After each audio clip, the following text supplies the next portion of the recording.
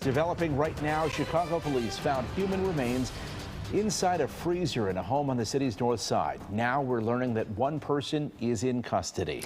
WGN's Rona Tumulty joins us now from the north side with more on that. Rona? Good evening, guys. Yeah, we know that the victim is a woman, but neither herself nor the suspect are being identified tonight. The victim rented out some rooms in her home, and some of her neighbours got concerned when they hadn't seen her over a 24-hour period. So one of the tenants actually called police, and a very grim story unfolded. I saw a woman carrying a black trash bag coming out of the house on Sunday. Phoebe Salzman was walking her dog the other night when she saw something at her neighbour's house that she didn't think much of at the time. The woman was wearing a black puffy coat, and I thought, it's weird, it's 70 degrees outside, why is she wearing a winter coat? But as police swarmed the area today, she started to rethink the situation. I think I was an eyewitness. I think I saw something going down. Police say human remains were found in a freezer inside this home on the 5900 block of North Washtenaw.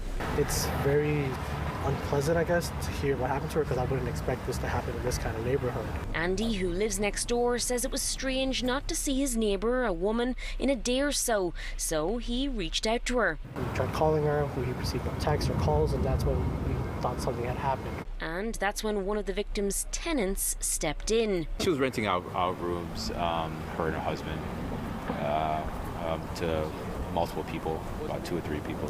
Police say they got a call around 7 yesterday evening from that tenant, saying his landlady, the homeowner, was missing, and there was other information offered up about someone else living at this residence. That individual told the police that there was another suspect who lived in the residence that the other tenants were afraid of. Chief of Detectives Brendan Deanahan says they soon learned even more about what allegedly happened over the last 24 hours. That suspect had recently called a tow truck and had carried a heavy bag out to the tow truck. And after talking with the tow truck driver, more of the story came to light. We learned that this individual dumped a large plastic bag in a garbage can at Foster Beach, and detectives were able to go to that garbage can and see that there were some bloody towels in that garbage can. All of that was taken to the medical examiner's office, with the discovery prompting police to enter the woman's home today. And they eventually discovered human remains in a freezer, at which point we backed out of the residence to secure a search warrant.